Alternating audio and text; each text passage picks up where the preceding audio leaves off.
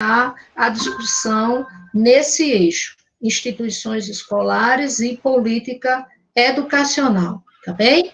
Fiquei muito feliz pela quantidade de trabalho, né? Eu tive que ler todos os resumos do eixo, mas fiquei encantado com as proposições de vocês, né? Com as pesquisas, e também algo que me chamou bastante atenção, e eu vou falar ainda ao longo, depois que a gente se conhecer um pouco melhor, bem rapidamente.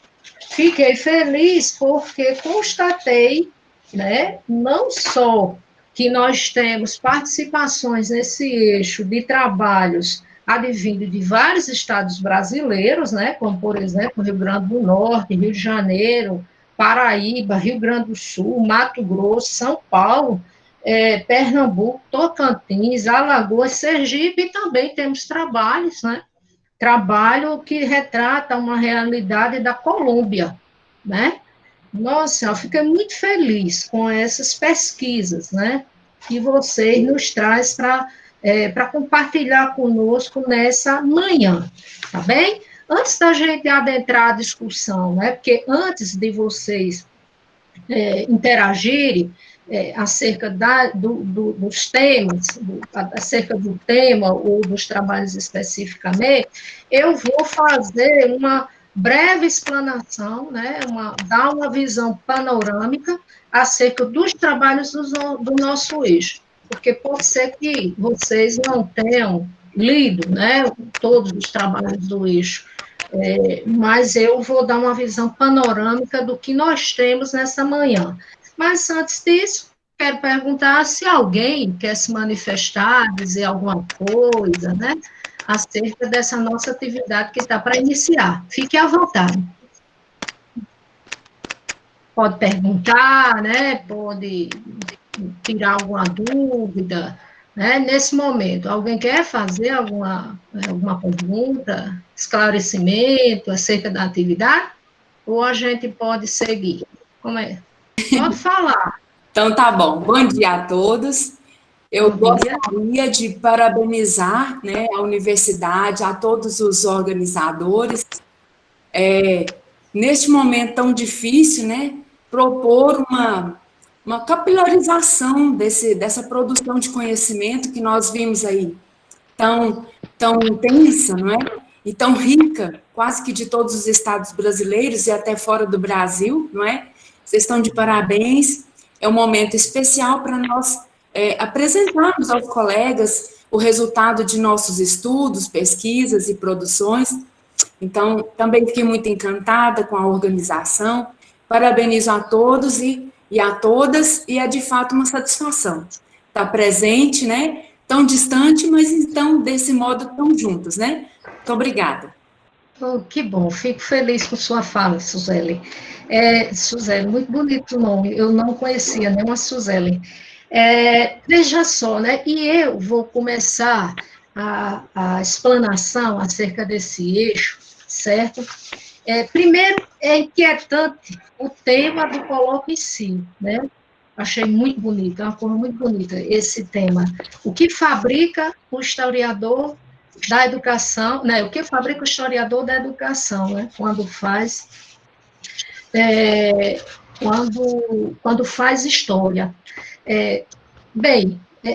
Isso é muito bonito, porque assim que eu vi a temática, me reportou a leitura que eu já havia feito há alguns anos, né? E aí senti necessidade de retomar a leitura né, que eu penso que vocês conhecem, a escrita da história, né? O meu está tão velhinho que não dá mais nem para ver aqui, tanto sol que levou aqui na minha estante, do Michel Certeau.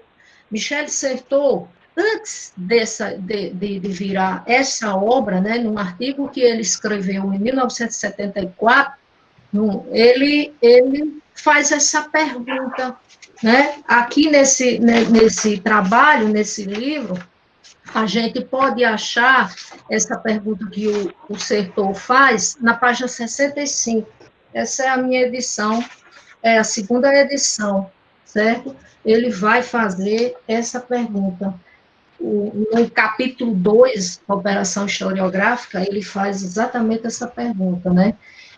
o que fabrica o historiador, do historiador, né? A pergunta faz nesse sentido, o que fabrica o historiador? Nesse caso, nós estamos a estender, a ampliar do que fabrica o historiador da educação quando faz suas pesquisas, né? E eu percebi que vocês, né, têm nessa produção científica que vocês socializam conosco, tem trazido uma contribuição pertinente, né? Inquietações pertinentes. A colega falava anteriormente, né, começava a sua fala exatamente situando esse contexto, né, o contexto que nós vivemos, e interessante que na leitura desses trabalhos, a gente já encontra, certo? Aqui, como o eixo história, o eixo tem duas temáticas, instituições escolares e política educacional, né? Então, naqueles trabalhos que exploram a temática da política educacional, a gente vai ver uma preocupação em já analisar as políticas do atual governo. Eu achei, tipo assim, nossa, que audácia, né? A pessoa vem fazer isso no atual cenário, né? Uma coisa que ainda está muito quente, mas eu fiquei feliz de ver isso, né? Essa disposição, essa coragem, digamos assim, de investir energia, né? Em explorar esse desmonte da educação pública que nós estamos a vivenciar neste país, né? Ainda bem que a gente teve essa semana aí, né, gente, a aprovação do FUDEB, né? Foi muito bom. Bem, o eixo, como eu disse a vocês, tem 40 resumos, 40 propostas de trabalho. E esses trabalhos, eles vão tanto se inserir dentro da perspectiva, né, da temática instituições escolares, como de políticas educacionais.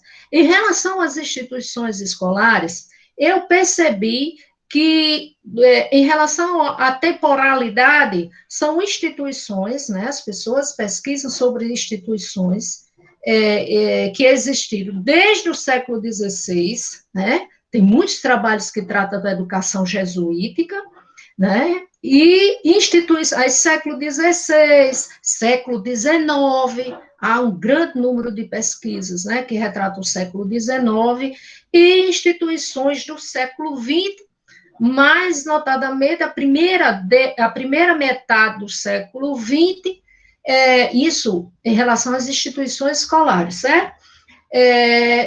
E mais precisamente entre os anos 10, né, a primeira década do século XX e a década de 40. São pessoas que se dedicam a estudar os grupos escolares. Nossa, tem uma infinidade de trabalhos, né, que tratam de estudar, de explorar, né, e conhecer a cultura escolar. E eu percebi, né, que há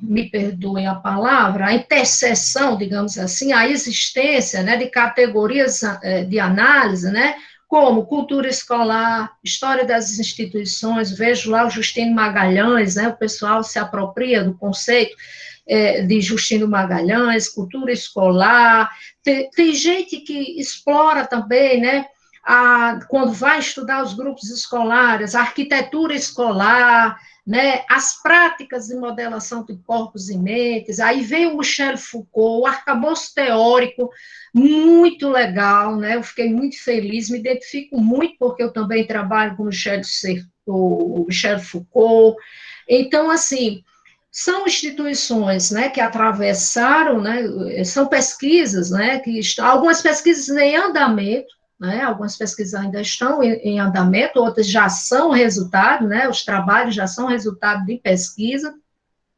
dessas pesquisas. São pessoas também que estão a pesquisar sobre educação profissional, e aí eu me encaixo, assim, tenho uma paixão muito grande pela educação profissional, né, que eu pesquiso sobre a educação profissional no Rio Grande do Norte. Meu trabalho de dissertação foi sobre uma instituição que existiu aqui no século XIX, e no doutorado eu vou pesquisar sobre a Escola de Aprendizes Artífices. Inclusive, nesse eixo, é uma proposta de trabalho meu sobre um período, 15 anos, né, da direção de um diretor, o Jeremias Pinheiro, que ficou 15 anos na gestão dessa escola. Então, assim, também em relação à educação profissional, o pessoal tem trabalhos que tratam, né, do ensino, tanto de pessoal da política, né, da política educacional, que vai abordar a reforma de ensino, a 5.092/71, né, traz essa discussão acerca da dualidade de sistemas, de uma formação voltada a atender aos interesses do mercado de trabalho. Tem trabalhos que trazem uma contribuição no sentido de que dos anos 90, né, dentro das políticas educacionais, dessa temática, que nos traz um panorama das reformas neoliberais, achei muito interessante. Tem um trabalho, especificamente, eu não estou entrando nos trabalhos específicos, mas sim uma visão geral, ok? Que vai tratar da criação das diretrizes para a educação profissional de nível técnico, que tinha uma proposta de se trabalhar com a interdisciplinaridade, não é? E interessante, né? Não apenas porque a história da educação ela é interdisciplinar, dialoga com vários campos do conhecimento, né? Sociologia, antropologia, psicologia e tantas outras, pedagogia e etc. e tal, mas que a interdisciplinaridade a gente percebe nos próprios trabalhos de vocês. E olhe como eu achei interessante também. Eu estou olhando aqui a minha listinha, né, que eu fiz. Interessante que nos trabalhos tem trabalhos que retratam, né, traz aqui relatos de experiência de algo muito novo, que é a residência pedagógica. São pessoas que trazem relatos, e esses trabalhos, eles vão estar tanto no eixo de políticas educacionais, como também estão no eixo da história das instituições escolares. Eu achei interessante. Tem trabalho que eu também achei interessante, porque nos leva também à reflexão, e levou certamente a historiadora da educação que o fez, né, acerca da autobiografia, né, traz um relato, a pessoa faz um trabalho autobiográfico de um período que ficou à frente de uma gestão de uma escola de educação básica, né, achei muito interessante. Eu queria muito, no futuro, né, quando os trabalhos, se vocês mandarem os trabalhos completos para publicação, aqui tem muito trabalho que me causou muito interesse, né? Tem trabalhos também, tem um trabalho que faz estuda, né, como foi que as práticas educacionais relacionadas à sociologia da educação, como isso foi, essas práticas, elas se dão nos currículos, e como elas também, ao longo da história, né, e mais recentemente, elas são suprimidas, né, vêm sendo intencionalmente suprimidas. É um trabalho interessante, né? A temática, sociedade do conhecimento, né? Eu senti falta, por exemplo, de uma indicação teórica acerca da abordagem. Eu tenho curiosidade de saber em que perspectiva, né? Uma pessoa, porque sociedade do conhecimento é um conceito, então, qual era a abordagem teórica, né? Como a pessoa compreende, que sentido essa temática sociedade do conhecimento vai surgir nessa pesquisa, né? Isso é tema aí que a gente pode discutir aí, viu? Eu estou soltando aí, vocês vão anotando aí, que a gente vai já abrir para discussão, né? Tem trabalhos do campo da matemática, né? Tem um trabalho que faz uma relação entre os saberes geométricos e GeoGebra, né? O GeoGebra é um software educacional gratuito que muito nos ajuda a apropriação e construção desses conhecimentos, não só no campo da matemática, mas também o GeoGebra pode ser utilizado, né? Depois a pessoa que aí está pode nos falar sobre isso, mas na física, na química, né? É um software muito legal, viu? Veja só, deixe-me ver, as pessoas, muitas pessoas, né, quando vão explorar, ou vão identificar, né, marcar, vamos dizer assim, o seu justificar, a palavra é essa, o seu arcabouço teórico, faz questão de dizer, né, fez questão de identificar que seus trabalhos se apropriaram de alguns conceitos, né, da nova história cultural, né? Aí está lá. E vem, né, ao justificar que a opção foi dentro dessa vertente, aí vem explicar por que muitos estão a trabalhar com a história, os excluídos da história, né? Vamos usar um termo que a Michelle Perrault usa, os excluídos da história. E aí traz história das mulheres, né? História das mulheres, história das minorias, indígenas, né? Tem trabalhos que versam sobre práticas educativas realizadas em muitas tribos pelo Brasil afora, certo, gente? Eu fiquei encantado com esse trabalho. Então, tribos indígenas, em quilombolas, também, deixe-me ver, mulheres, história de mulheres, tem vários trabalhos que tratam da formação dessas mulheres, principalmente no início do século XX, né? Aqui no Natal tem um trabalho que retrata a instituição escolar, a escola doméstica, tem outras instituições que formaram mulheres, né, educaram mulheres para a educação doméstica, né, aquele modelo de mulher no início do século XX, né, então tem muitos trabalhos que retratam sobre essa educação feminina. Tem também, sim, aí em relação à educação inclusiva, né, que eu falei de indígenas, de negros, mulheres, também traz aí nessa educação inclusiva, né, um trabalho que fala da cartografia, o ensino de história e cartografia, essa cartografia tátil, né, então, para pessoas,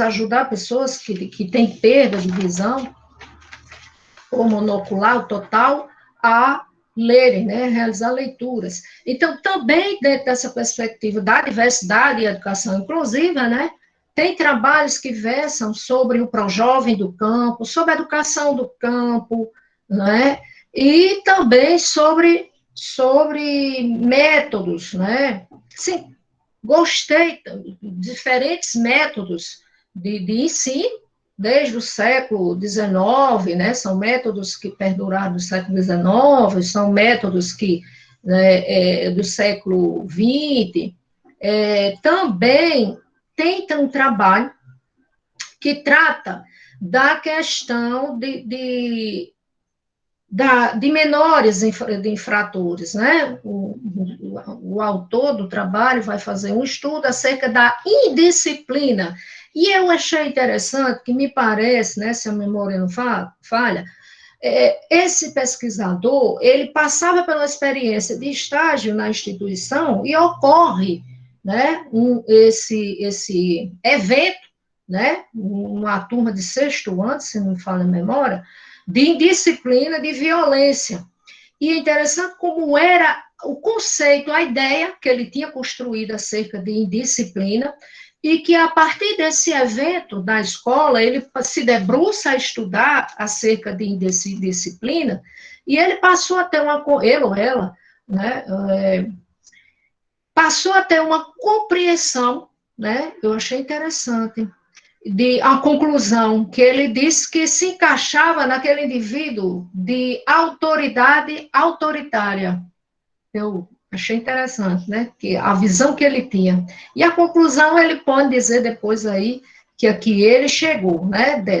Também existem trabalhos, eu acho que um trabalho especificamente, outros falam sobre isso, né, aborda essa temática das festas escolares, né, quando a gente vai trabalhar com a questão da disciplina, né, as práticas educativas, e aí os desfiles cívicos vão aparecer, principalmente nos grupos escolares, era uma constante, né, esses eventos, e a pessoa aqui, o autor, o pesquisador, vai falar sobre as festas escolares, na formação moral e cívica, né? Também tem trabalho que fala sobre filantropia e traz um estudo específico acerca de um trabalho, de um colégio que tem uma proposta de educação, uma instituição conhecida, sua filosofia está amparada, né, na filantropia. A proposta é essa. Também trabalhos de educação prisional feminina, né, educação prisional feminina, eu achei interessante esse trabalho. Ainda em relação às práticas escolares que tinham por finalidade o disciplinamento do corpo, né, e da mente também, tem trabalhos que eu achei interessante, edificando corpos úteis, né, na escola de aprendizagem artística também, essas práticas escolares tinha, e essa edificação desses corpos úteis e ao encontro do projeto republicano, né, a gente encontra isso. Também temos trabalhos, né, estou chegando já ao final, como eu disse a vocês, no campo da política educacional, que vai retratar vão retratar as reformas educacionais em contextos neoliberais, e essas reformas, né, reafirmam critérios, mecanismos meritocráticos.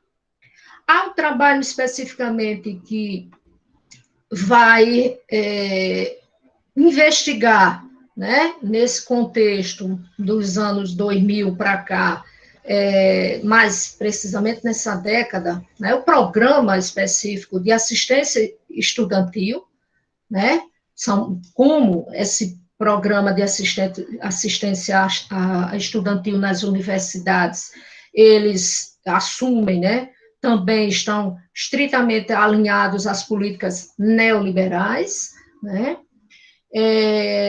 Já falei desse trabalho que trata da democratização da escola pública, e aí é uma análise autobiográfica muito interessante, a apropriação, a construção que a autora traz, né, de como ela participa desse contexto de construção, né, e como defende o princípio da participação, né, democracia sem participação, quer dizer, um princípio, uma condição sine qua non para se ter democracia, ter participação, né, e como ela trabalha isso.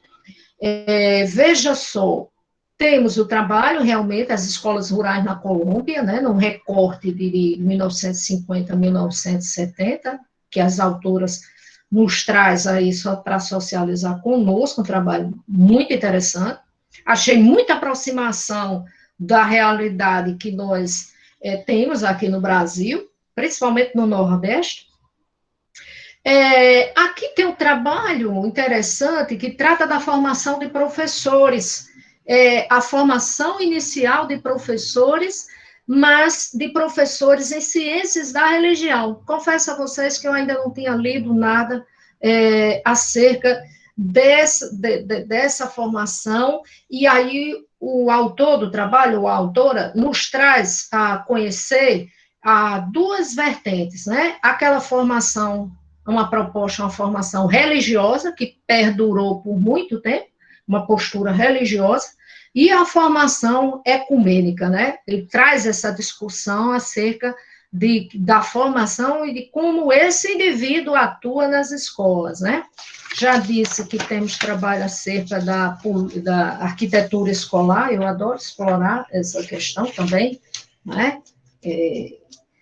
E não só, eu gosto muito, ao longo das discussões, nós vamos a tratar sobre isso, e também nós temos trabalho que tratam de instituições representativas, instituições de classe, né, instituição sindical, nós temos aqui também a história dessa instituição. Nós temos especificamente uma atividade, um trabalho, uma proposta, né, da pedagogização do canto orfeônico, né? Lá na Reforma Capanema, qual é isso daí, o canto orfeônico, eu tenho uma paixão, eu confesso que esse trabalho também eu vou procurar ler mais um pouco, menciono muito isso no meu trabalho, porque o canto orfeônico fazia parte dos currículos de muitas escolas, né, das escolas públicas, inclusive, e aí quero conhecer, quando eu vejo essa palavra canto orfeônico, eu lembro logo daquele filme A Missão, né, nossa senhora, algumas cenas. E, por último, acerca dessa visão panorâmica, tem um trabalho aqui que o autor, se tiver aí, o pesquisador, devo dizer que seu trabalho me inspirou a abrir uma caixinha que eu tenho ali guardada, que a minha mãe fez esse projeto, logo os dois. A minha mãe era professora leiga, morávamos em escola em zona rural, né, aqui do Rio Grande do Norte, no semiárido. A minha mãe era professora leiga, aquelas professorinhas que estudou até o 5º ano, né? Então, ela passou a dar aula e foi inserida à rede de ensino, e eu lembro quando eu era criança, a minha mãe fez esse projeto logo os dois, ela ia aos finais de semana, recebia os módulos, eu tenho todos os módulos desse projeto da minha mãe, das atividades da minha mãe, e sempre disse assim, mãe, não dê destino a isso que eu vou estudar sobre o logo os dois, estão tudo lá, é lindo, tem rosinha, lilás, amarelinho, umas capinhas, tem assim umas coisas, muito interessante, e as atividades, nunca vi tão tecnicista, tão alinhadas, sabe, as práticas tecnicistas que a gente estuda em História da Educação, sobre essa tendência tecnicista, é interessante como aquilo ali é exatamente a materialização do que foi essa tendência pedagógica, né? Então, minha gente, me perdoe se eu não deixei de mencionar algum trabalho, né, assim, na minha fala, mas isso durante a nossa manhã, nós vamos ter tempo, sim, de discutir acerca dessas atividades, tá certo? Então, de início, né, para abrir aqui a participação de vocês, eu já parabenizo, né, as proposições desses trabalhos, dessas pesquisas, pessoas tão jovens, né, aí estudantes de graduação já estão aí a compartilhar conosco, a socializar conosco os seus estudos. Eu fico muito encantada, né? Então, vamos lá. Pois é, o professor Rodrigo Vantuí aqui já está dizendo, opa, professora, vamos conversar sobre esse fascículo, né? Eu tenho todos, viu, Vantuí? Pois é.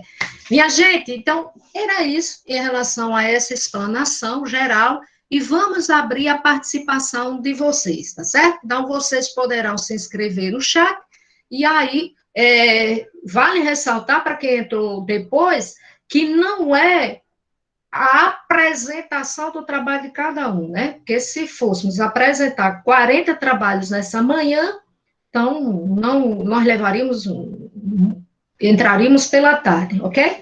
Mas vamos discutir acerca dessas produções, né? E não vamos esquecer que nossa temática é instituições escolares e política educacional. Então, eu vou abrir agora para vocês, né? E ao longo dessa discussão, eu vou fazendo algumas problematizações, algumas perguntas em cima da fala de vocês, ok? Eu li os resumos dos trabalhos e eu percebi e alguns deles dialogam em certa medida com o tema que eu pesquisei. Aí eu queria saber se os pesquisadores Janaína, Kaline, Paula Lorena e a professora Rita encontraram em suas pesquisas alguma coisa relacionada ao canto orfeônico. Bom dia, meu nome é Paula. Wênia, você perguntou sobre o canto orfeônico, né? Eu estudei sobre o Grupo Escolar Barão do Mipibu, aqui no Rio Grande do Norte, na cidade de São José, e São José do Mipibu, e realmente a gente encontra, né, essa prática de disciplinas voltadas ao canto. Eles destinavam 15 minutos, 25 minutos para essa prática. Geralmente, nos períodos que se aproximavam das festas, a gente percebe nos relatos que existe, né, essa intensificação dessas práticas, né, tanto é algo que caminha junto, tanto a questão do canto, e aí eles vão ensaiar vários os hinos, né, tradicionais, mas também cantos criados para serem executados nas festas, né, nas festividades. Então, eles ensaiam e, junto a isso, eles também ensaiam o marchar, né, o ato de marchar para a realização das festas escolares. Pronto, acho que é isso. Se ficou alguma dúvida, você pergunta aí que eu respondo, certo? Se não ficou algo claro. Wênia, na minha pesquisa, né, eu vou pesquisar sobre a Escola de Aprendizes Artífices de Natal de 1909 a 1942, e era ainda, né, nesse período, por exemplo, a lei orgânica de 42 ainda vai manter essa prática, né, do ensino de canto, né. O canto, ele era obrigatório, né, nas aulas de educação, a aula de educação musical, ela era obrigatória até os 18 anos, e que seriam dadas na instituição por meio do exercício do canto orfeônico, né. O canto orfeônico, né, para quem a pessoa que aí estudou, né, sobre isso especificamente, ele vai aparecer, defendido a existência dele, a inserção no currículo, né, no século XIX, nos pareceres de Rui Barbosa, né, já havia essa defesa, né, da importância, era dado um destaque à importância do ensino de música e do canto. Então, a educação, essa educação musical, ela fazia parte, digamos assim, compreendia a educação estética, né? E tinha exatamente, fazia parte dessa educação estética e tinha como finalidade civilizar, digamos assim, né?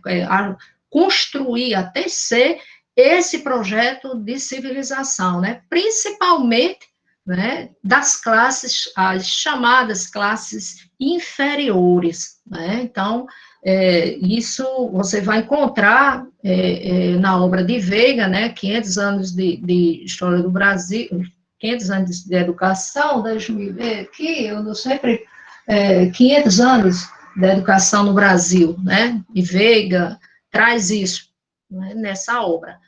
Então, encontro, sim, essa era uma prática utilizada, né, empreendida na educação pública brasileira, independente de ser grupo escolar ou de ser as escolas de aprendizes artífices, a educação profissional, era uma prática empreendida, tá certo? Existia no currículo das escolas. Bom dia, primeiramente é um prazer, né, estar aqui com vocês, e nas minhas leituras eu fiz comentários acerca de 5 resumos. E um deles foi o resumo que discute, que tem por título, né, Entre a Filantropia e o Poder Local, né, o Colégio Salesiano do Recife, de Jaqueline Santos e Érica Araújo, né, eu não sei se elas estão aí, mas é mais um comentário, né, porque o que me chamou a atenção no resumo foi o dado de que o colégio prestou um tipo de assistencialismo que era fundado na filantropia, né. Isso é interessante porque no final do Império se travou um debate, né, a fim de definir qual era o modelo de assistencialismo mais eficaz, ou a caridade, que era prestado mais pela igreja, né, porque tinha um caráter da fé, ou a filantropia, né, que era fundamentado na ciência, né. E chama a atenção o fato de essa instituição religiosa, né, ofertar um assistencialismo justamente fundado nos pressupostos filantrópicos, né, e não da caridade, né. E aí eu fiquei perguntando por quê, né. E talvez, né, porque no início da República, médicos e juristas vissem na ciência, né, um meio de garantir resultados rápidos na formação e reintegração dos sujeitos pobres à sociedade, né.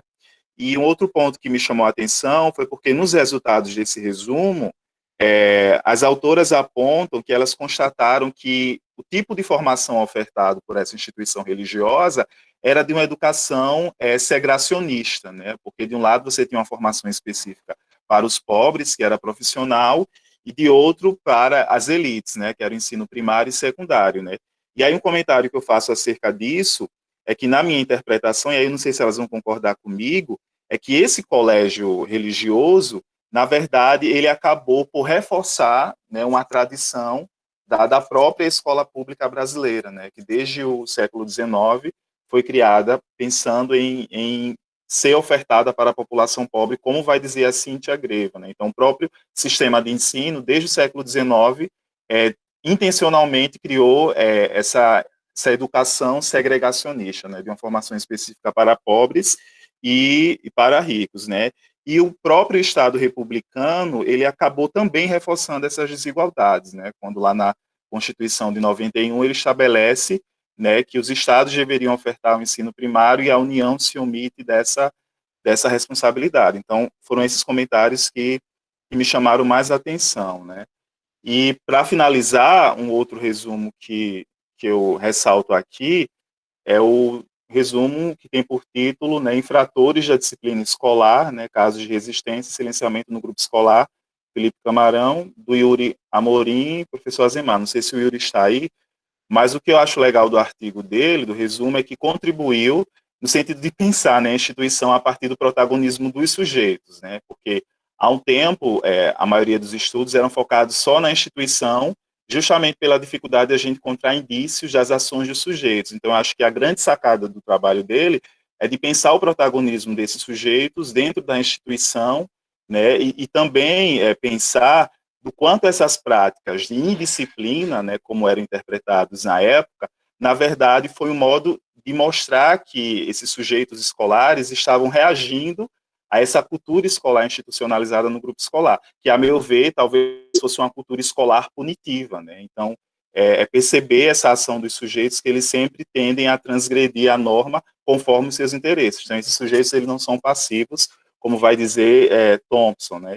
Para finalizar, os dados coletados, né, no caso, os casos que ele apontou evidenciam os limites do projeto educacional republicano, né, porque na República os grupos escolares são criados, né, a fim de transmitir, né, através da arquitetura dos grupos escolares, essa estética, essa imagem de que a República veio para instaurar um ensino moderno e, portanto, ordeiro, disciplinar. E quando você parte para a análise da ação dos sujeitos, você percebe que esse projeto republicano ele teve os seus limites no sentido da sua efetividade mesmo, né? Então, é mais esses comentários. Obrigado. Obrigada, Marcondes, pela sua contribuição. Gostei da sua contribuição, né, do seu interesse, Marcondes, em conhecer esses trabalhos, né? Muito bom. Alguém mais quer falar do que leu, né, da sua temática, da sua pesquisa, em relação a isso que o Marcondes acabou de falar? O que acrescentar? Marcondes, essa que você falava, né, dessa dualidade de sistemas, de instituição, da segregação, né? A própria escola de aprendizes artífices, quando ela vai ser criada, né, o projeto dela era exatamente de segregar, né, um grupo de pessoas, né, filhos de pessoas da sociedade, os pobres e os desvalidos, né? A própria legislação da instituição trazia no seu corpo, né, essa denominação, ou então os desafortunados, né? Então, era uma escola voltada para a formação do segmento pobre da sociedade, e do garoto, né, o menino. A instituição aqui no Rio Grande do Norte só vai receber a primeira mulher para estudar somente em 1975. Né? Então, apesar de ter havido reformas, sucessivas reformas durante o século XX, né, reformas do ensino profissional, em 1942, aquele conjunto de reformas, as chamadas leis orgânicas, e uma específica que vai tratar da educação profissional, ela equipara, digamos assim, o ensino profissional, né, a equivalência, na realidade, ao nível médio, mas, mesmo assim, ela ainda coloca um freio para que os garotos que saíssem da escola não fizessem vestibular para todo o campo do conhecimento que desejassem. Não, os garotos, assim, os garotos que saíam do Ateneu Norte Grandense, podiam fazer vestibular para medicina, qualquer curso do seu interesse, mas os garotos da Escola de Aprendizes Artífices, não. Quer dizer, era uma segregação, era uma exclusão declarada, chancelada pelo próprio Estado, né?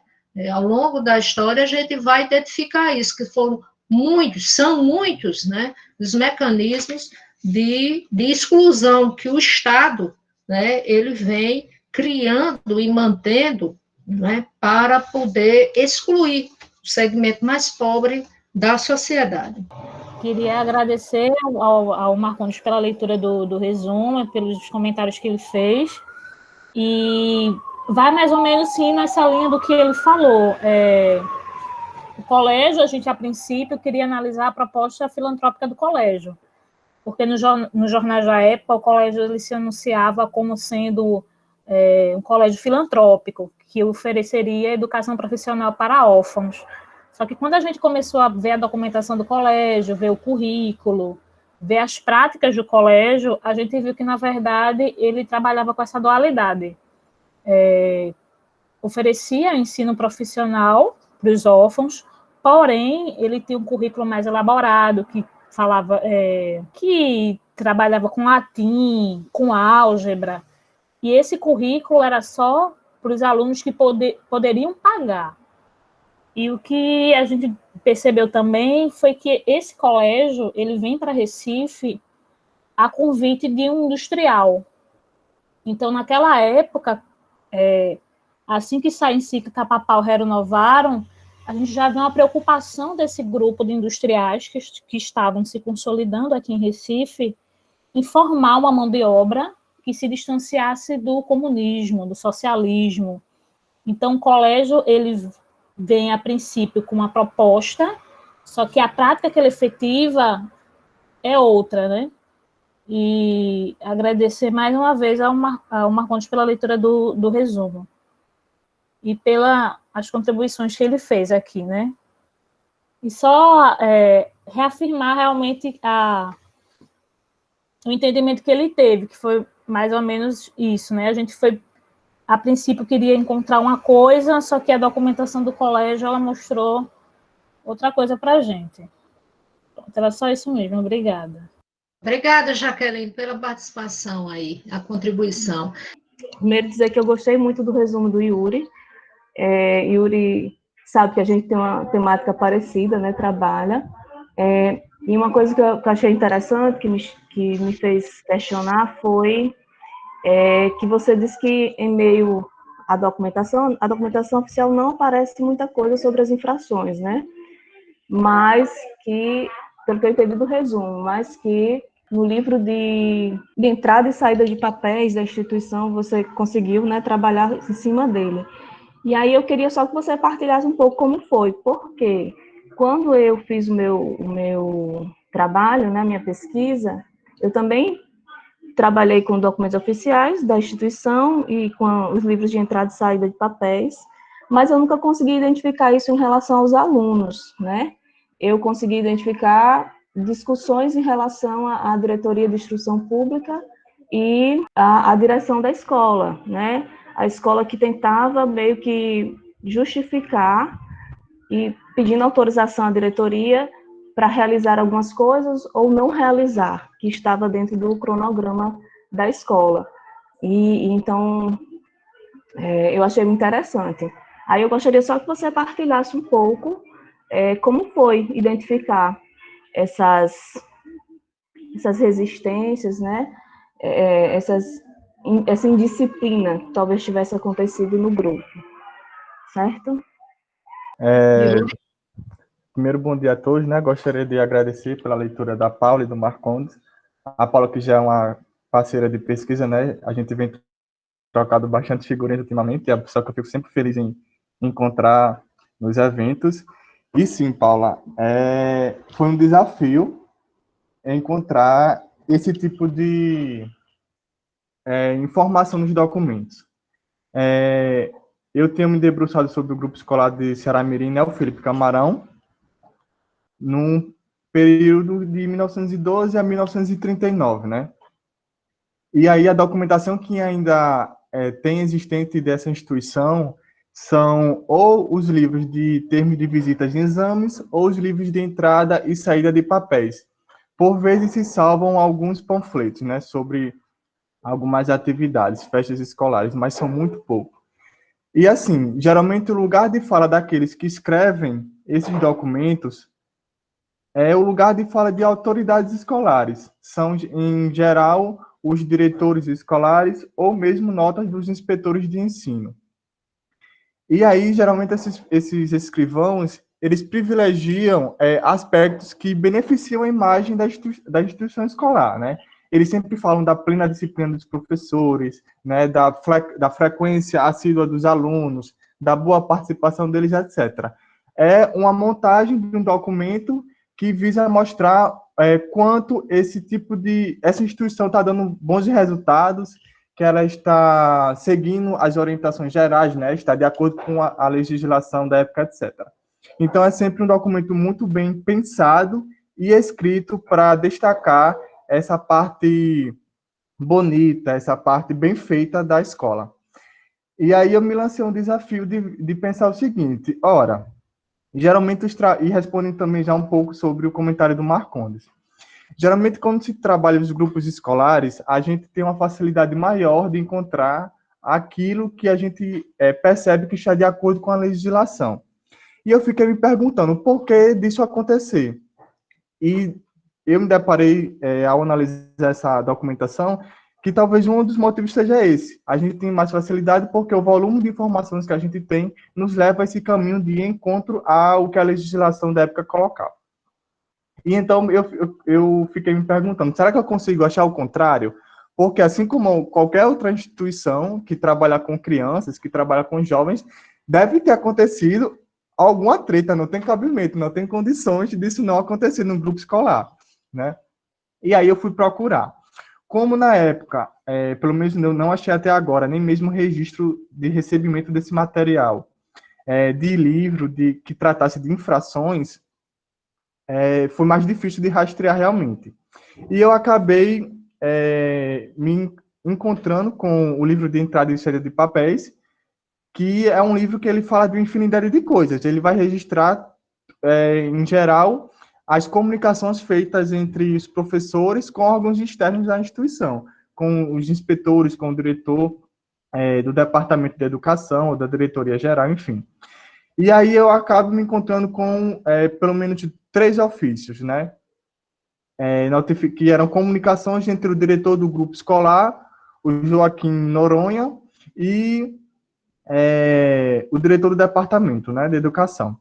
E aí ele vai falar que ele vai comunicar, na verdade, justificando a demonstração que ele vai fazer escrita à professora, né? Ou seja, é o momento em que ele está colocando uma punição sobre a professora, que ele vai justificar alegando que ela cometeu uma infração escolar, tanto ela quanto os seus alunos. Devido ao fato de que um de seus alunos, o diretor do grupo, era professor da cadeira de... nossa, me fugiu agora a palavra. Enfim, da turma mista da escola. E um de seus alunos, durante o intervalo, foi se reportar ao banheiro, né? O banheiro ficava na área externa da escola. E enquanto ele se direcionava ao banheiro, ele disse que os alunos da professora foi acabaram interrompendo ele, e, enfim, ele foi desacatado. Essas são as palavras do diretor. E ele vai recorrer à professora, alegando que era um fato recorrente, que seus alunos estavam sendo desacatados pela turma masculina, da qual a professora era regente, e que ela estava tratando esses casos com desdém, mesmo ele já tendo colocado várias referências ao assunto, chamando a atenção dela várias vezes, ela não estava prestando a devida atenção a algo que era da função dela, que era supervisionar os alunos durante o recreio, né? Então, ele coloca que não só os alunos, mas também a professora eram infratores da disciplina escolar, né? Eles não estavam seguindo aquilo que deveriam fazer de acordo com o regulamento, né? Que previa que eles deveriam ser comportados, que a professora deveria vigiar eles durante o intervalo e ser responsável pelo seu comportamento também. E aí, esse diretor direciona essa portaria ao Departamento de Educação e pede que o diretor do departamento tome medidas cabíveis, né? Porque ele também se sentiu desacatado, porque a professora foi lá e respondeu ele, e alegou que nem o próprio, não admitia que nem o próprio pai admoestasse ela, quanto mais um diretorzinho. Essa é a descrição que o diretor coloca na portaria que envia ao Departamento de Educação. Então, eu penso que esses são pequenos fragmentos que ficam nas entrelinhas desses documentos, desses escritos, sobre o que eles chamavam de indisciplina escolar, quando, na verdade, o que eu percebo é que eles ocultam muita coisa que acontecia na instituição, muitos casos de conflitos que eles não colocam, porque os documentos eram alvos de fiscalização, né? Os inspetores deveriam ir lá e, caso eles encontrassem muitos casos de indisciplina, poderia ser que o grupo escolar estava indo no mau caminho, à luz da legislação escolar. Então, são nesses pequenos fragmentos que a gente vai encontrando resistência desses professores, atitudes consideradas de indisciplina por esses alunos, mas é muito difícil de encontrar. É assim, é um por livro que você acha e olhe lá. E aí, é interessante que essa professora ela era mais antiga no grupo escolar do que esse diretor, e talvez esse seja um indício de ela não se sentir tão confortável em estar sendo chamada a atenção, muitas vezes por essa autoridade escolar, né? Exatamente. É mais ou menos isso. Yuri, obrigada por sua contribuição aí, esclarecer, né? Espero que tenha ajudado aí as inquietações, as perguntas, as dúvidas que a colega tenha. Professora, bom dia, é rápido, é só uma colocação com relação a quem trabalha nas instituições, entendeu? Uma visão de professor. Como o professor de história pode trabalhar a educação inclusiva, práticas inclusivas com a dificuldade de leitura dos jovens e todo o sucateamento da educação que o liberalismo causa ao ensino público. Qual o caminho que os professores... Eu não sei se a senhora pode colocar uma visão disso. Qual o caminho que o professor de história tem que iniciar, tem que dar o primeiro passo dentro disso, com essa mente aberta para poder passar isso dentro ser instrumento de melhor aprendizagem dentro das instituições. Eu não sei se a senhora pode dar uma visão sua assim com relação a isso, ou se os colegas podem fazer também uma colocação dentro disso, não sei. Mas, de qualquer forma, obrigado. Valeu. Vamos aí, os colegas historiadores, né, de formação, pesquisadores, nos ajudar a responder a essa inquietação. Percebe que o colega nos traz aí uma preocupação acerca de como, nos dias atuais, né, ele pode melhorar sua prática docente, ensinar a história a esses jovens, com os historiadores e os pesquisadores da história da educação. Vamos aí contribuir com o colega. Realmente, o que o colega está colocando, professor, é uma situação que a gente vivencia hoje muito complexa, né? Porque fazer os alunos realmente ter o gosto pela leitura é uma dificuldade muito grande no campo da história mesmo, e mesmo com os materiais didáticos que a gente recebe, né? a gente encontra uma dificuldade na parte de leitura, de interpretação de texto, de compreensão de texto, né? E como a gente é historiador, é importantíssimo, é fundamental, né? Essa parte da leitura. No cotidiano, eu sou professor da escola fundamental, do ensino médio, né? Então, eu tento, no meu cotidiano de sala de aula, fazer estímulos à questão da leitura. É difícil, mas a gente vai desenvolvendo algumas situações, né? Por exemplo, eu faço logo assim no início do ano letivo, né? Uma ideia de livros. O que eles queriam ler, o que eles gostariam de ler, e eu vou começando com eles, conversando, e alguns já têm celulares, né? E a gente vai disponibilizando em PDF, com dificuldades, é óbvio, né? Mas, e também tem a biblioteca, a gente utiliza, e aí, a partir disso, eu vou tentando trazer para eles para o universo da leitura. Geralmente, eu tento fazer os conteúdos que eu dou em sala de aula, fazer uma ligação tanto com o material de literatura, como também com filmes, né? Eu sempre tento trabalhar nessa linha com músicas também, para ver se a gente consegue dinamizar essas outras ferramentas, né, de conhecimento, e às vezes dá certo, professor, às vezes eu consigo realmente grandes êxitos. Eu vou lhe dar um exemplo. Eu propus a uma turma que a gente trabalhasse os clássicos, né, e assim, eu não faço aquele processo, né, já chegar dizendo que tem que ser assim, tem que ser assado, eu fui jogando para eles, né, e aí a gente começou a trabalhar, eu fiz uma temática para cada turma, né, sexto, sétimo, oitavo e nono, que seria o quê? Seria a gente trabalhar um mito grego, trabalhar um romance do Shakespeare, trabalhar uma obra do romantismo, trabalhar uma obra do realismo, e eu fui conversando com eles, e por incrível que pareça, a aceitação foi muito boa. Aí, como o colega colocou a questão do desmonte, realmente ficou a dificuldade de a gente conseguir os livros, né? Eu consigo em PDF, mas nem todos têm celulares, também às vezes não tem a prática de abrir e tal, e aí a dificuldade que a gente encontrou mesmo para todos terem acesso ao material. Eu tive que xerocar alguns e tal, mas foi interessante, porque da leitura que eles fizeram, a gente fez uma roda de discussão, fez uma roda de debate, e depois a gente montou uma peça de teatro. E, por incrível que pareça, a partir desse projeto, né, que a gente começou com muita dificuldade, a biblioteca ficou com maior frequência, e eles começaram a ir para a biblioteca para pegar livros. E sempre eu deixando lá para eles, né, você está lendo o quê?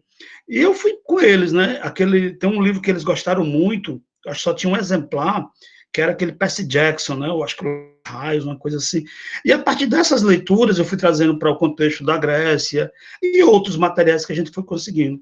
A escola que eu trabalho é a escola de zona rural, de Mossoró, né, e o que é interessante, a biblioteca é muito boa, né, apesar desse que o colega coloca do desmonte, as dificuldades que a gente tem, mas a biblioteca ainda tem um acervo muito bom. E a partir desse pequeno projeto, professor, eu comecei a despertar neles umas situações que eu gostei muito, que é a questão da prática da leitura, a questão dos filmes, né, deles começarem a assistir filmes, não só esses filmes que passam a sessão da tarde, mas filmes que vão contribuir para eles também aprenderem a história, aprenderem sociologia, filosofia, apesar de ser fundamental, mas a gente vai discutindo, né, e músicas também. Eu levei para eles Belchior, já levei Chico Buarque. De início, sempre as dificuldades que a gente está em sala de aula, a gente enfrenta, né, a indústria de consumo que a gente tem, né, e tal. Mas, assim, aos poucos a gente foi levando, e o projeto ficou muito bom. No final do ano, a supervisora também está presente aqui, a Cíntia, né, e foi muito legal, porque realmente foi muito gratificante o trabalho que a gente fez. É tanto que até hoje, eles sempre, quando começa o ano, eles já perguntam logo, né? A gente vai ter tema para discutir esse ano, vai ter roda de leitura, a gente vai ter montagem de peça. Então, assim, a partir daí, claro, não todos, né? Mas daquele número que eu tinha, da quantidade de alunos, eu consegui trazer alguns para essa parte da literatura. Então, foi muito legal. E o projeto continua, né? A gente está continuando. E eu concordo totalmente com o nosso colega, apesar desse desmonte, da falta de recursos que a gente tem, falta de incentivo, de tudo, a gente vai conseguindo trazer novos leitores, né? E uma coisa assim que para mim é mais gratificante, como a gente é professor de história, área de humanas, né? É sempre aquela coisa que como é que eu vou dizer a vocês? A área de humanas sempre é a história decoreba, a história repetitiva, né? Aquela coisa chata. Não, e a gente consegue, a partir dessa relação história, literatura, a parte de música, de filme e teatro, a gente consegue fazer um universo diferenciado na escola e a apreciação pela disciplina de história, sabe? Então, é muito gratificante. Obrigada, professor César, Marcos César, pela contribuição, um relato muito interessante. E uma coisa que o seu relato me chama a atenção é a palavra projeto. Particularmente, eu gosto muito de trabalhar com projetos de trabalho, a metodologia, porque me parece que ela dá mais, ajuda o aluno a entender, né, a significar por que ele precisa aprender, por que é importante aprender sobre aquilo. Então, trabalhar com projetos, né, você traz aí uma infinidade de elementos que proporcionem a apropriação desse conteúdo, não só o livro, leitura dos clássicos, mas você traz também nesse relato também acesso a vídeos, né? Alguém também colocou aqui no chat, eu gosto muito de trabalhar com filmes. Eu já trabalhei com garotos do ensino médio, já fui professora de geografia no Ateneu Norte-Grandense, e eu apelava muito, né? O jovem gosta muito do apelo visual, eu utilizava de muitos filmes. E como eu fui professora do componente curricular História da Educação, num curso de computação, quando eu era professora da UFES Angicos, garotos que acabaram de entrar na licenciatura, né, no primeiro período, jovens, 17 anos, eu tinha aluno até com 16 anos na licenciatura, então eu apelava muito para a produção de documentários. Olha, eu estava em Angicos, né? Então, o palco das 40 horas, de Paulo Freire. Então, eu gostava muito de colocar esses jovens, né, para produzir documentários utilizando as ferramentas que eles têm, que é o celular, né? Os jovens hoje estão no universo online, né, um mundo online, né, que Balma, se vocês lerem, indico muito a leitura de Balma, né, as 44 cartas de Balma, que é um livrinho muito gostoso de ler, você vai entender muito o que é viver nesse mundo, esse universo online e offline, né, poucos vivem offline, ninguém consegue mais viver offline. E aí é o apelo a essas tecnologias, né, filmes, documentários, eles produzirem, né, essa ação dele. Gosto muito também do memorial, né, no caso da graduação, né, trata-se de uma licenciatura, levar a reflexão acerca dessa formação escolar deles, né, nesse caso, os garotos do ensino médio já têm outro, mas eu penso que nesse processo formativo da educação, nessa última, né, esses últimos anos da formação da educação básica deles, é importante que a gente já estabeleça um aponto para o nível que vem na sequência, né, para aqueles que entram numa educação superior, porque o que eu tenho visto é uma ruptura muito grande entre a educação básica e a educação superior. Então,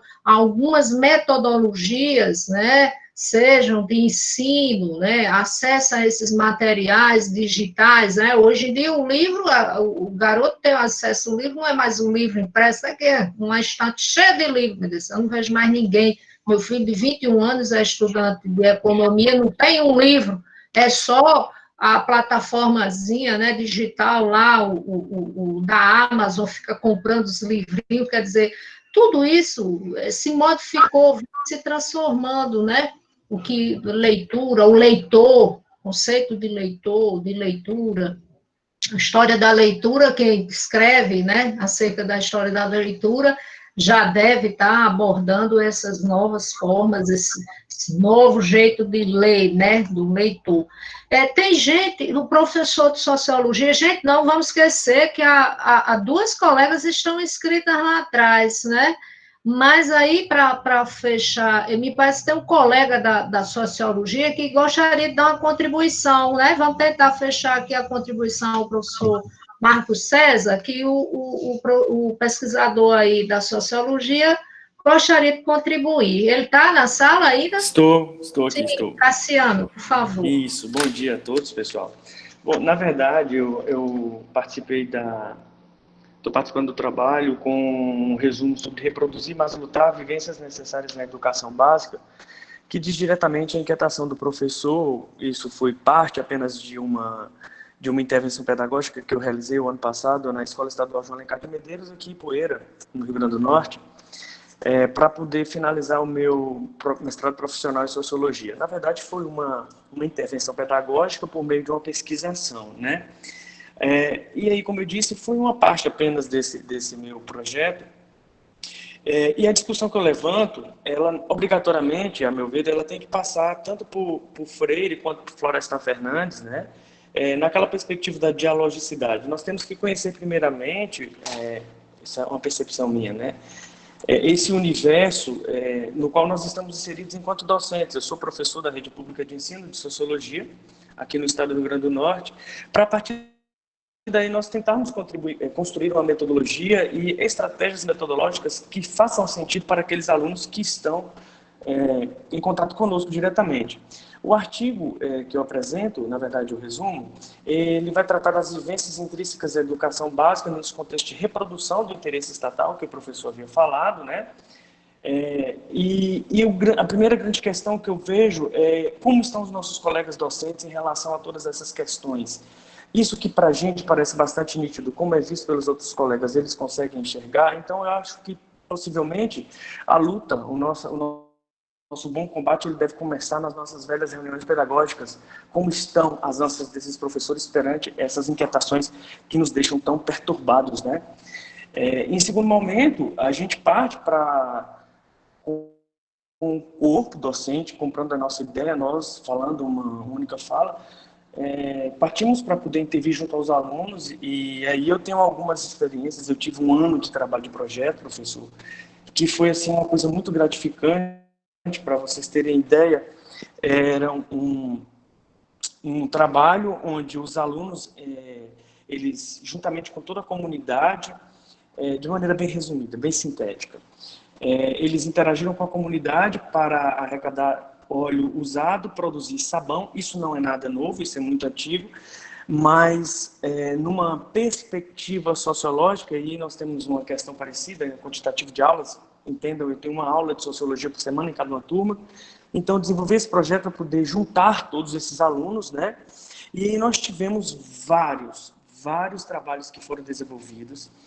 E também dentro da disciplina componente eletivo, que tem aquela história dos novos itinerários pedagógicos, desenvolver esse empreendedorismo no aluno. Então, eu peguei esse empreendedorismo que lá estava, reinterpretei e adequei para uma interpretação mais voltada para a formação do indivíduo enquanto humano. Como estão as nossas relações na nossa sociedade, na nossa comunidade. E os alunos passaram a conhecer melhor a realidade da comunidade, estabeleceram vinculações entre os temas, conceitos e teorias sociológicos por meio das práticas que eles estavam experimentando no ambiente da nossa comunidade. Nós fizemos rodas de conversa, nós tivemos seminários, nós fizemos jogos, tudo isso relacionando o tema do projeto com as questões, a prática do projeto com as questões sociológicas. Por fim, nós distribuíamos sabões às famílias da comunidade que participavam. A questão da solidariedade, assim, um projeto bem amplo, bem rico, e que o tempo todo estimulávamos o pensamento crítico a ponto de, no final do ano, elaborarmos artigos que vai ser, na verdade, já estamos em finalização, da construção de um livro.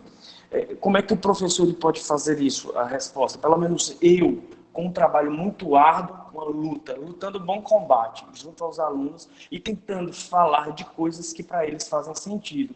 Mesmo que Marx, Weber, Durkheim estão lá, né, as falas deles estão presentes aqui no nosso cotidiano, no nosso dia a dia. E foi dessa forma que eu tentei fazer. Eu acho que a história, nós estamos aqui falando de humanas, né?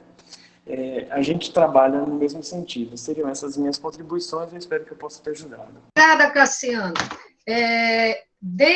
eu vi que alguém indicou, né, foi trabalhar com os garotos o conceito de indulgências e assistiu Lutero, né? Eu gosto muito de trabalhar com os garotos também, né? O filme, ainda tem, viu, gente? Sobre o tempo de DVD, tá certo? Deixa eu mostrar aqui. Eu gosto muito de trabalhar esse filme, A Missão, vocês com certeza conhecem. Cada vez que eu assisto esse filme, dá choro, viu, gente? E gosto, né? Para vocês que trabalham com os garotos estão vendo aqui na imagem? Não sei se você está dando para ver uma indicação, né? Aqui desse filme. Para quem trabalha com os garotos do ensino, eu fiz uma atividade dessa, né? Eu tinha um projeto de extensão numa escola lá em Angicos, do tempo do Conexões de Saberes, era um programa. E eu trabalhei com eles esse filme, estrelado por Kevin Kline, O Clube do Imperador. Conhecem? Super indico, viu? O Clube do Imperador. Conhecem? Vocês são historiadores? Esse filme é maravilhoso, maravilhoso, viu? Excelente. Vocês assistam ele no final de semana, vocês professores de história, ou quem não é professor, eu tenho uma infinidade de filmes, eu gosto muito. Nesse livro que eu mostrei para vocês, que eu esqueci do título, já esqueci de novo também, né, dos 500 anos da história da educação no Brasil, ele também fala sobre a pedagogia, né, do cinema. É um texto, tem um texto muito bom que fala da pedagogia do cinema, e retrata a importância do cinema, que o cinema abordava, né, vem abordando ao longo da história, mas eu também gosto, né, de valorizar o cinema na formação, né, o uso do cinema, de proporcionar, né, o filme na educação desses garotos. Bem, tem uma colega, vamos lá, dando continuidade, a gente continua nesse debate, eu penso que tem a colega lá atrás, gente, tem umas que gostariam de se inscrever e a gente está devendo a participação delas, né? O pessoal está gostando do debate, né, da temática que o professor Marcos César aí levantou, a inquietação dele, e que os demais contribuíram, né? Eu acho que Suzeli é a primeira da lista que está escrita. Suzeli, querida, desculpe, viu, o atraso com que a gente facilita aí a sua participação. Vamos lá, Suzeli. Tudo bem. Imagina, professora Rita, todas essas contribuições são, de fato, uma riqueza, e esse diálogo deve ter uma continuidade, né? Então, foi muito importante a participação dos colegas. Bom, serei breve. O que eu gostaria de comentar, lá no início, né, professora Rita, você mencionou sobre que nós pudéssemos aí falar um pouquinho do que seria a nossa motivação para essa busca de pesquisa sobre instituições escolares, o que seriam essas instituições escolares, à luz ali de Justino Magalhães, né? E tem uma fala de um professor brilhante, inclusive meu professor, Décio Gatti Júnior, excelente pesquisador, e ele fala que todo... Sou fã, viu? Não é? É maravilhoso. Eu sou fã do Gatti Júnior e utilizo muito os textos dele nos meus trabalhos. Ele é incrível, e eu tive o privilégio de tê-lo como professor, e agora de novo, novamente. E ele fala assim, que toda instituição quer instituir algo, e institui a partir de políticas públicas, e penso que esta é a interseção, né, entre instituições escolares e as políticas públicas. Então, olhando de forma panorâmica os resumos desse eixo temático, nós observamos que a grande maioria dos resumos enviados, eles abarcam o recorte temporal que antecede aí a segunda metade do século XX, né?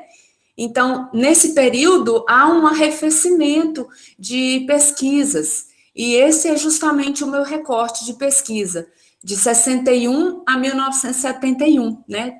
E esse recorte, ele traz justamente a diferença entre o objetivo, né, dos grupos escolares da Primeira República que era essa demonstração dessa nova imagem da educação, né, no período republicano, no início da República, e os grupos dessa segunda metade do século XX, que atende essas metas de democratização do ensino, né, a escolarização do povo.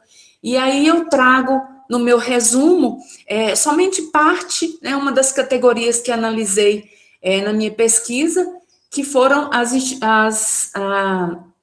sobre estrutura escolar, arquitetura, e que há uma transformação, uma finalidade, né, dessa expansão do ensino, que não tem mais aquele cuidado de trazer os templos de civilização, né, as grandes construções, mas prédios precários, cedidos ou alugados. E é nesse contexto que eu trabalho esse resumo.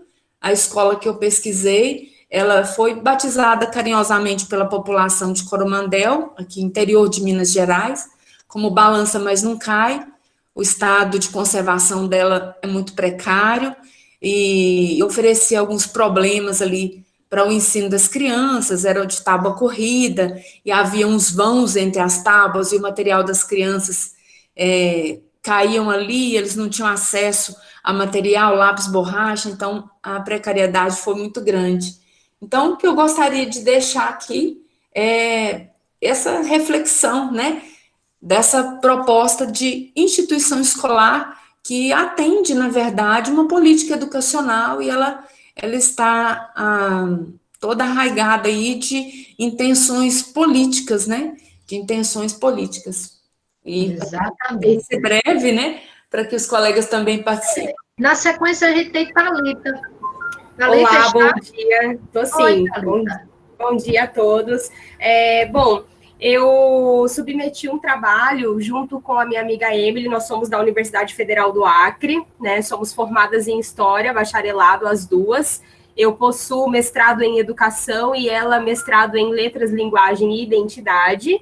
E nós submetemos um trabalho chamado Políticas Educacionais em Tempos de um Governo Bolsonarista. Eu me inscrevi para falar porque, por se tratar de um eixo que discute política educacional, eu acho que a gente precisa muito problematizar essas questões que estão tão em efervescência no cenário educacional, e eu percebi que nenhuma das discussões estavam sendo voltadas para este lado, né? Porque, afinal de contas, nós vivemos um verdadeiro desmonte da educação pública nesse governo atual. Então, é mais uma consideração, né, alguns pontos que eu gostaria de levantar aqui para que a gente pudesse pensar a respeito disso enquanto pesquisadores, né, pesquisadores da área da educação, porque uma vez um professor meu me disse no mestrado que quando a gente é pesquisador da área da educação, nós fazemos militância. Pesquisar sobre educação é fazer militância, é tomar um posicionamento político, sim, né, nós não falamos de uma forma neutra, então eu acho que isso é muito importante a gente discutir. Primeiro, né, porque nós estamos vivendo um momento sombrio, né, não é uma crise, gente, na educação, é um projeto político muito claro do governo Bolsonaro, né, é um apoiador declarado da ditadura civil-militar, com um discurso economicamente neoliberal, ele se elegeu com um discurso de uma política neoliberal, né, então é uma política contrária aos direitos das minorias, às liberdades democráticas, às organizações dos trabalhadores, e isso é refletido todos os dias na educação. Nós estamos aí na 4ª nomeação de um ministro da Educação, que, por sinal, esse último é o pastor Milton Ribeiro, né? A gente precisa entender que por trás de toda manobra existe um contexto de influências, a gente trabalha isso no nosso artigo, que é o ciclo de políticas do Stephen Ball, que fala sobre todo esse contexto de influência por trás de cada manobra política que ocorre, né? Essa última nomeação foi uma pressão da bancada fundamentalista religiosa do Congresso, nós sabemos disso, né? Nós tivemos um ministro aí recente, que foi o Abraham, né, que representou 30% de cortes nas universidades públicas federais. Nós tivemos cortes, né, mais de 3 mil bolsas da CAPES que foram cortadas, bolsas que dão incentivo à pesquisa, né? Então, assim, a gente vive um momento muito sombrio, gente, para a educação. Eu não poderia deixar de colocar esse posicionamento aqui. Desculpa por estar falando rápido, mas é porque eu sei que tem muita gente, né, falando sobre isso, né? Inclusive tem uma pessoa que colocou aqui, né, ao ler este resumo sobre a educação do governo Bolsonaro, fui impelida a pensar qual seria o papel ou contribuição da história da educação na contemporaneidade. O ensino de história é um ensino que sofre hoje um ataque desse novo governo. Por exemplo, a gente tem o projeto Escola Sem Partido, né, que é um projeto que ganhou mais força ainda com a eleição do presidente Jair Bolsonaro, e é um projeto que ataca um ensino crítico. E nós que somos professores de história, historiadores, sabemos que a história parte de um princípio de um ensino crítico, né, até porque a escola pública não deve ser um lugar de reprodução de conhecimento, e sim de transformação social, né? Então, assim, eu acho que, desculpa se eu estou falando muito rápido, mas é porque tem muitas questões que eu gostaria de colocar, mas, assim, é só para deixar claro, para finalizar, que a gente dar nome aos bois, entendeu? A gente precisa fazer uma crítica a este governo que está ferindo, né, o princípio da laicidade da educação, de uma educação de qualidade público a todos e todas, né? Então, eu acho que quando se fala de política educacional, a gente não pode deixar de falar desse desmonte que a educação pública vem sofrendo. Então, era só um ponto de vista que eu queria deixar claro aqui antes que acabasse o tempo da sala, tá? E se alguém tiver algum posicionamento... Inclusive, nós mencionamos, quando eu fiz dei a visão panorama dos trabalhos, eu falava, né, exatamente da ousadia, né, que tanto nós precisamos, né, de pessoas ousadas, sim, da sua ousadia na escrita do trabalho, trazer algo tão contemporâneo, né? Então, parabéns pelo trabalho. Parabéns, querida. Bom dia, estou aqui sim. Na verdade, a minha pergunta, ela está mais direcionada aos resumos sobre escola doméstica, que acho que a Vitória e a Gabriela, eu acho que a Gabriela não está aí. Então, assim, como eu trabalho com feminização da docência, e como é um tema que me instiga bastante, eu gostaria de perguntar se elas identificaram quem são essas professoras das escolas domésticas, né? Pensando que o processo de feminização do magistério, de inserção das mulheres na sala de aula, se deu muito em função dessa natureza, né? Dessa naturalização dos gêneros, né? Então, assim, a mulher tem esse cuidado, a mulher tem né, os afazeres domésticos, ela pode prolongar, na verdade, a escola e a feminização do magistério, por vezes, parece um prolongamento do lar, né? E em específico, em escolas de educação doméstica, eu gostaria de saber quem são essas professoras, se é possível, né, se as pesquisas chegaram a identificar esses sujeitos escolares ali, né? E a partir dessas... das pesquisas, se existem e se elas têm se debruçado sobre manuais específicos de educação doméstica, porque me parece uma fonte assim, riquíssima, né, se houvessem esses manuais, né? Era mais nesse sentido, acho que eu estou retomando algo que já foi falado um pouco lá atrás, né?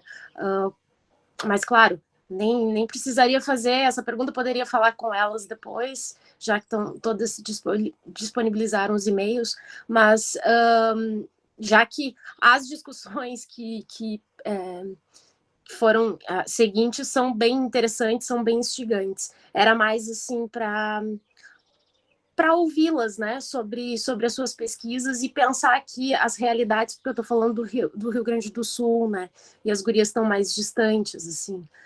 Tem uma em Cuiabá, eu acho, e a outra, me perdoa, eu não sei. No Rio Grande do Norte, tem um trabalho que trata pesquisa aqui no Rio Grande do Norte. Escola doméstica. Era isso.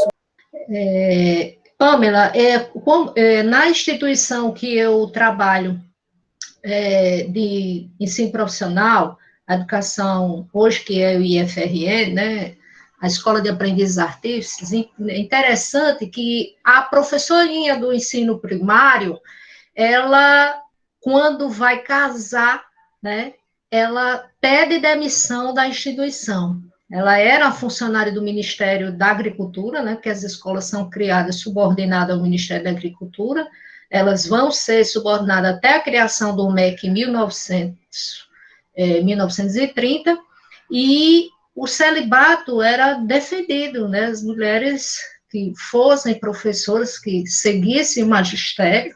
O Nestor de Santos Lima, aqui no Rio Grande do Norte, escreveu aquele livro, 100 anos da lei, a lei do ensino primário, do 15 de outubro de 1827, ele vai tratar da criação dessa lei. Ele defendia o celibato no magistério, né? E eu encontro o documento, o ofício da professora pedindo demissão da escola para se casar, contrair matrimônio, era esse o termo. Interessante, né? Que a visão da mulher, a mulher não poderia ter essa visão, as famílias, a professora que ensinava as crianças a ideia de que ela fosse uma pessoa que fizesse sexo, né? Isso a gente encontra muito nas pesquisas, mas eu encontrei esse documento redigido pela professora, ela pedindo demissão, porque ia se casar, né? Eu me lembrei, não tem nada a ver com a escola doméstica não, mas me lembrei que essa professora pediu demissão porque ia contrair matrimônio, olha só. Pois bem, eu acho que a colega que fez a pesquisa da escola doméstica não está, mas eu indico uma pesquisa da professora Andréa Gabriel, ela é professora do IFRN, ela fez uma pesquisa há alguns anos, essa pesquisa eu penso tem mais de uma década, foi a primeira, se eu não me engano, pesquisa feita aqui no Rio Grande do Norte sobre a escola doméstica de Natal. É uma pesquisa muito interessante que a Andréa Gabriel fez, viu? Você pode pesquisar aí no banco de teses da CAPES, esse trabalho pode lhe dar uma contribuição, viu? Na próxima inscrição, nós temos Viviane, ela se encontra, Viviane, está aí na sala? Eu gostaria de agradecer a todos, né? Dar bom dia a todos e a todas, e aproveitar o gancho da fala da Thalita, que falou agora há pouco. E ela fala um pouquinho de qual o papel, né, dessa história, né? Qual o papel dessa história, desses historiadores, dentro desses cenários que estão sendo postos para a gente. E aí, dentro desse ganchinho que eu puxei dela, eu gostaria de falar um pouquinho da minha pesquisa e do campo que a gente pesquisa. Eu faço parte de um grupo de pesquisa de História da Educação, chamado Grupis, e as nossas temáticas, os nossos objetos de estudos, eles estão sempre voltados a sindicalismo de trabalhadores em educação. E a minha pesquisa, eu pedi a fala porque eu vejo que é a única pesquisa desse tipo, né, dentro do grupo de trabalho, que é sobre a FASUBRA, que ela é a federação do Sindicato dos Trabalhadores Técnicos Administrativos em Instituições de Ensino Superior Públicas do Brasil. É um nome bem longo, mas, resumidamente, a gente chama ela de FASUBRA, que é a sigla. E por que é importante estudar essas entidades sindicais em educação? Porque a gente acredita, a gente parte da premissa que elas contribuem na formação das políticas públicas e contribuem nesse papel de resistência que a Thalita falou agora há pouco. Nesse papel de debate do que está acontecendo na sociedade, no que está acontecendo no campo da educação. Então, eu acho que é importante a gente estar sempre preocupados com isso também, porque às vezes a gente não vê muitos estudos nessas temáticas, né, de sindicalismo dentro da educação. E quando vê, a gente vê também muitos de sindicalismo de professores, de docentes. E o nosso grupo de pesquisa ele também busca olhar os trabalhadores da educação, porque a gente entende que a educação ela é composta por vários campos, por várias pessoas, então não é só o professor. E construindo essa história da educação através das entidades sindicais. E é nisso que eu acho importante, e eu faço gancho com a fala da Thalita, que é um espaço de resistência, que é através dessas entidades, muitas vezes, que a gente consegue construir lutas sociais preocupadas com educação, preocupadas com políticas públicas. A gente teve uma vitória muito recente, que foi a do Fundeb, essa semana ainda, uma luta que faz parte delas muitas entidades sindicais, Então, por isso que eu achei importante apresentar para vocês um pouquinho essa temática, que o nosso grupo de estudo, o Grupis, que está dentro da Universidade 9 de Julho, tem essa preocupação. Somos pesquisadores que pensam que dentro da educação, a gente precisa olhar também essas entidades, porque elas ajudam a gente a construir essas políticas. E aí eu estou à disposição, se alguém tiver algum comentário, só gostaria de apresentar para vocês essa temática, de falar como a gente percebe ela importante dentro da educação. Obrigada, gente. Obrigada, professora, colegas. Obrigada, querida, pela participação. Nós temos na inscrição a Jasmine Chave Escrita, e na sequência o Marco Suel, é interessante, Marco Suel. Jasmine está na sala? Olá, bom dia a todos. Eu quero inicialmente agradecer esse momento, dizer que essa discussão está sendo muito rica para mim, no sentido de que tem me acrescentado algumas referências, algumas pontes, interlocuções, enfim, na minha pesquisa. Eu sou do Piauí, estudo sobre instituições de acolhimento e educação à infância desvalida no fim do século XIX e início do século XX, em perspectiva comparada Brasil-Portugal. Então, eu gostei muito de algumas contribuições da Jaqueline, do Marcondes e da professora Rita sobre a Jaqueline sobre a educação profissional, né, para órfãos, algumas contribuições do Marcondes sobre esse projeto republicano de institucionalização da educação no fim do século XIX e sobre a pesquisa da professora Rita acerca da Escola de Aprendizes e Artífices, que é uma das instituições que eu começo a estudar aqui no Piauí. Então, o meu pedido agora é sobre algumas referências, enfim. Eu sou pedagoga, faço doutorado em educação e estou na linha de História da Educação Comparada na UFC. Então, a minha pesquisa é interdisciplinar, entre a história, a sociologia e a educação, e eu gostaria de algumas contribuições nesse sentido. Vocês que estudam, que na verdade possuem objetos próximos ao meu, possam indicar referências, enfim, contribuições teóricas e metodológicas que possam me ajudar. Agradeço. Oh, que bom. Essa contribuição pode ser tanto enviada para o e-mail da Jasmine, que consta no resumo, né, que todos colocaram, ou colocada aqui no chat, como tem feito a Marcele, né, que vez ou outra coloca algo aí para a gente. Nas inscrições, a gente tem o Maxwell, ele se encontra? Não está? Professora, só um instante. Pois não.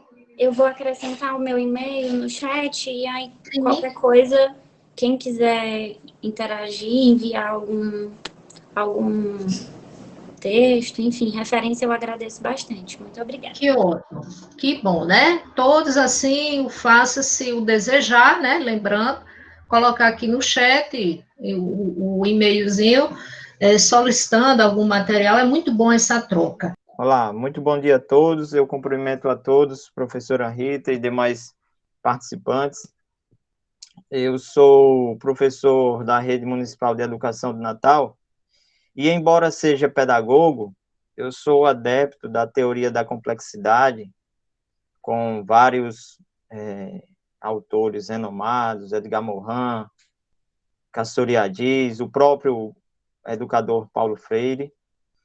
E eu só consigo entender a educação nesse sentido complexo. Então, eu estudo, eu busco respostas para as minhas inquietações na história, na filosofia, na ciência política.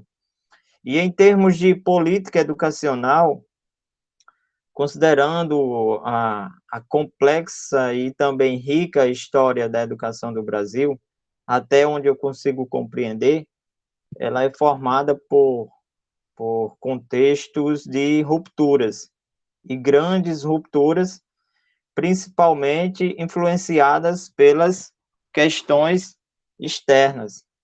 Então, é como se o Brasil, né, nessa rica e complexa história da educação, sem querer fazer juízo de valor, sempre importasse muitos conceitos, muitas perspectivas de fora, da Europa, dos Estados Unidos e assim por diante.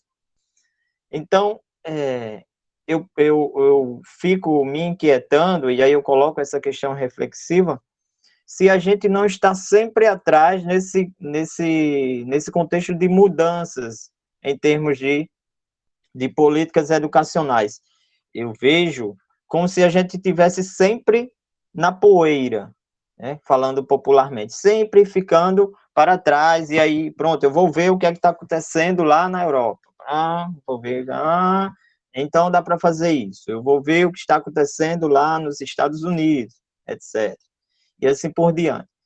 Então, assim, eu lembro de só para fazer um recorte em termos de precarização da política educacional, que me senti muito contemplado pela colega Thalita, que falou agora há pouco, e aí eu não vou repetir as considerações dela, mas aí eu lembro de que uma contradição muito grande que ocorreu há poucos anos aqui no nosso Rio Grande do Norte, inclusive lá em Caicó teve uma movimentação muito grande. Eu sou seridoense, caicóense, daquela terra que amo e quero bem, e lembro de um processo de fechamento de escolas.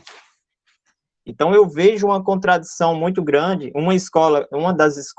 das instituições que estava previstas a serem fechadas, que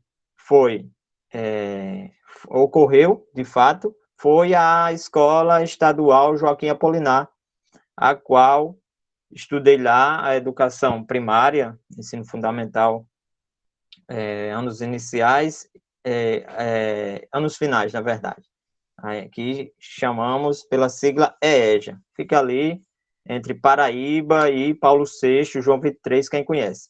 Hoje ela, depois de um processo muito grande de discussão, o famoso moído político, como a gente fala popularmente, ela abriga parte do campus da UERN em Caicó, com alguns cursos que tem lá, alguns poucos cursos.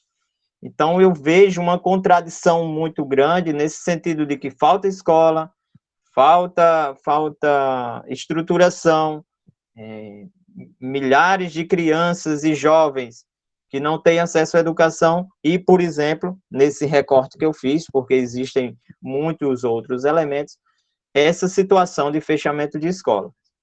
Em 2013, 2012, eu fiz um dossiê durante uma das disciplinas da minha graduação em pedagogia lá no SERES, que é o Centro de Ensino Superior do Seridó, lá em Caicó, que apontou um grande fechamento de escolas naquele contexto.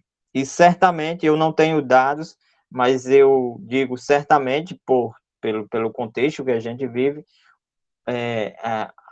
o processo de fechamento de instituições escolares continua, sobretudo em localidades rurais, que a gente sabe que tem um contexto específico, que tem até mesmo a questão curricular sofre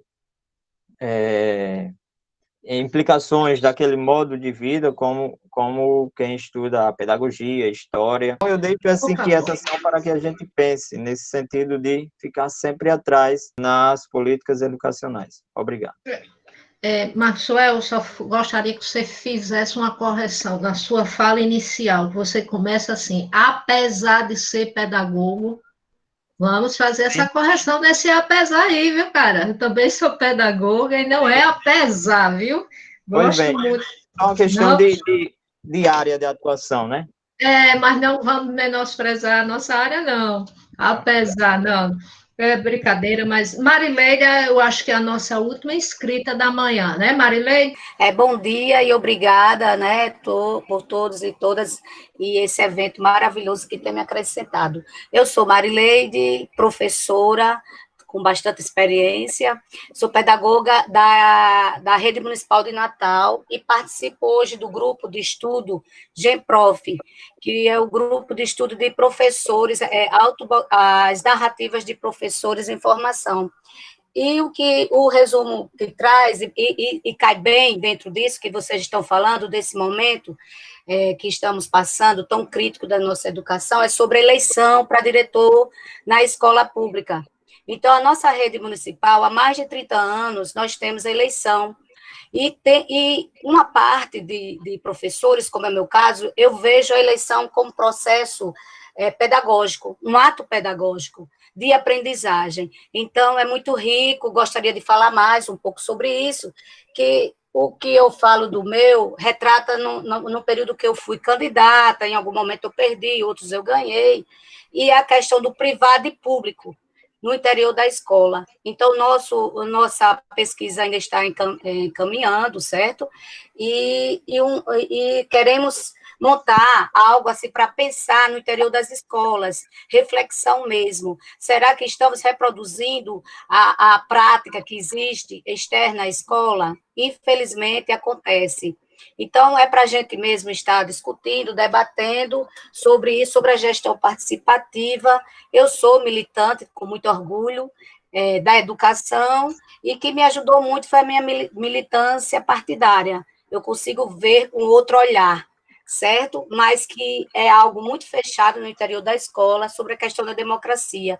Então, é muito importante a gente estar, assim, debatendo e fazendo acontecer um ato pedagógico. Obrigada, hein, gente? Obrigada, Marileide. Obrigada pelas suas contribuições, a sua fala. Realmente aqui o colega Chagas Souza, o que para mim não deveria ser apesar, pois morrer, tem tudo a ver, sim, Chagas. Eu só fiz a observação, né? Porque muita gente diz assim, eu apesar de ser pedagogo, eu apesar de ser isso, apesar. Não, esse apesar, o pedagogo se interessa, sim, pela matemática, pela sociologia, né? É só uma mania que a gente tem, né? De dizer, apesar de, né? Lógico, eu só indico, Marcos Suel, você falou realmente dos grandes teóricos da complexidade, eu trabalho muito com Gamorran também, mas eu gosto muito de uma pesquisadora, a Conceição Almeida, aqui do GRECOM, da universidade, né? Tem uma vasta produção, né? Dentro do campo da complexidade, a Conceição Almeida, o Edgar Carvalho, né? Então, assim, são pessoas que nos dão uma compreensão e nos faz refletir. Tem um livro que eu indico, você deve conhecer, da editora do IFRN, que a Conceição Almeida tem um texto sobre transdisciplinaridade, o que aprender, o que ensinar. Eu penso que você deve conhecer. Eu trabalho muito com meus alunos na graduação, muito bom. Então, por ser pedagogo, né, eu me interesso, né, vamos lá também falar mais assim. Então, assim, a gente agradece a participação de vocês, gostei muito de conhecer o trabalho de vocês, chamo a atenção também, né, para duas falas, duas participações muito interessantes, né, que trata das discussões mais atuais, né, que nos remete a essa permanente reflexão acerca do nosso lugar. Muitos pesquisadores que aqui estão ainda nessa sala são professores da educação básica, então que essas atividades de pesquisador, né, nos faça cada vez mais a refletir acerca do nosso papel enquanto educadores, não só como pesquisadores, né, mas como profissionais também da educação, profissão professor. Então, que a gente continue a refletir, né, independente do referencial teórico, que seja a complexidade, que seja o materialismo histórico dialético, né, mas que a gente consiga a refletir acerca do nosso papel. Então, todos os dias nós estamos na nossa sala de aulas com nossos jovens. Tem um trabalho aqui, né, ninguém falou, mas uma que eu senti falta. Eu sou pesquisadora também do campo da educação de jovens e adultos, e ninguém aqui tinha trabalhos, né, eu estava ansiosa para que essa temática surgisse aí, né, mas ninguém falou sobre a educação de jovens e adultos, e aí a gente fica para um próximo momento, no campo, né, tem um trabalho que a pessoa, inclusive, faz uma explanação acerca dos dados educacionais, né, relativos aos índices de analfabetismo neste país, que nós devemos pensar sobre isso. Concordo com o Marco Suel, de que, às vezes, a gente importa muita coisa, né, Marcelo?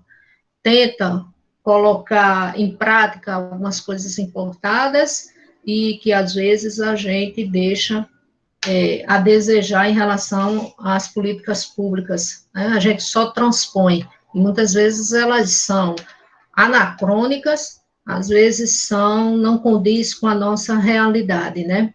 Então, assim, eu gostaria de agradecer a todos pela participação, gostaria de indicar, né, a página do evento, né, aí no YouTube, né, do laboratório, né, que nós temos aqui, tem um canal no YouTube, muito interessante, muito material bom lá, que vocês vão tomar conhecimento. Agradecer a Marcele por me ajudar nesse processo, né, sempre presentes,